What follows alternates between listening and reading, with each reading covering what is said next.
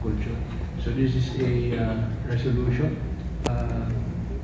put forward by Mayor Marcos Mamay. Mayor, yes, ma'am. Okay, Mr. Chair, good noon. And Assalamualaikum warahmatullahi wabarakatuh to our Muslim brothers and sisters around the globe. It is in this representation since the belief that this Regional Peace and Order Council, under your leadership, is about to make a decision by adopting a resolution that has the potential to touch the lives of millions of Muslims in this country and foster a better understanding that may help shatter the deep-seated prejudices between the Christianized Filipinos and the peoples who choose to remain and retain their Islamic faith during Spanish colonization. The Madaris, when fully understood as to its role in building a diverse nation, but united in tolerance and understanding, taken as a state policy in the context of Madaris being institutions for peace promotion, community development, and advancement of Islamic culture, will help complete the building blocks of building a strong nation, a new Philippines, and bagong Pilipinas.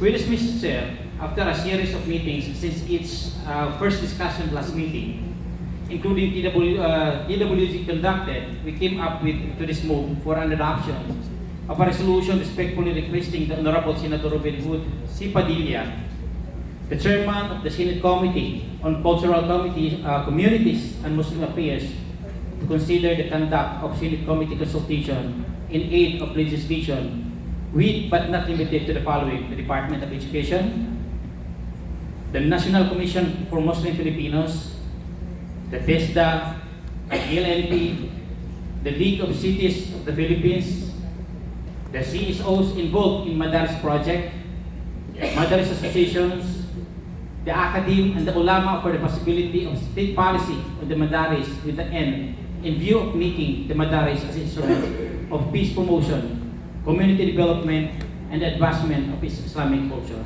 With this, Mr. Chair, I so move.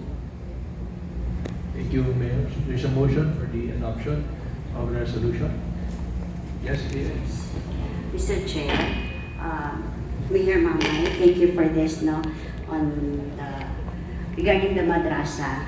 May I inquire, Mayor Mamay, if you have also considered the Turil. The Turil, Mr. Chair, and for the information of everybody, it is actually an indigenous boarding school. It is also a private institution that also teaches Quran memorization, Arabic language, and Islamic values and studies. It has a very similarity with madrasa, but the main difference is that in Turil, the learners are allowed to stay in. And there were also many orphans living in the Turil, especially right after the Marawi siege.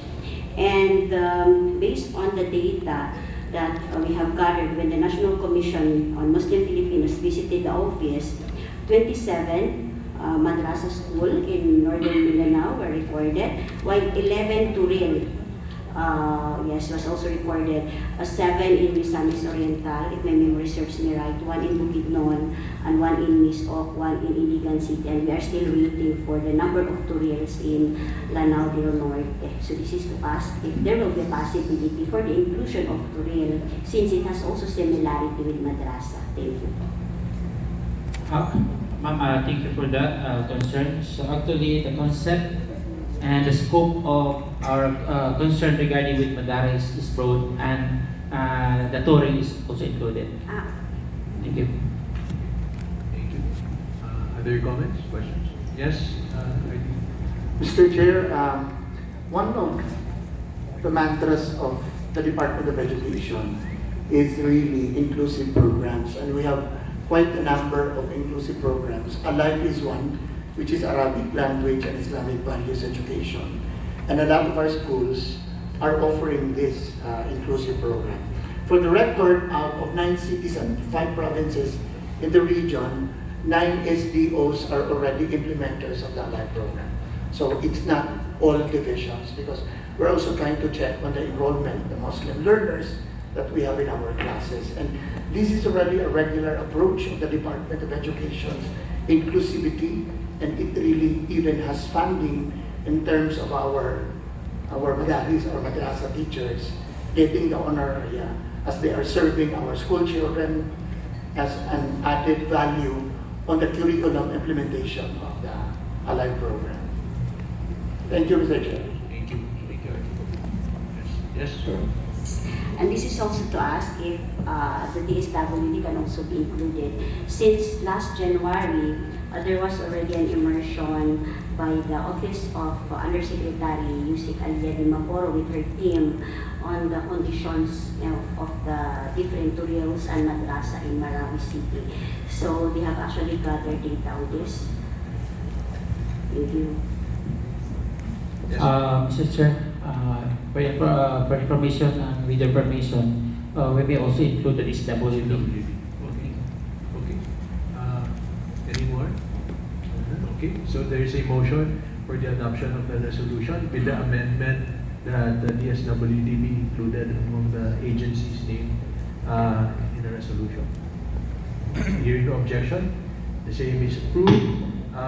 The resolution number 10 is adopted, and we request the Secretariat to furnish a copy of the resolution to Senator Robinhood. Thank you, Mayor. Thank you.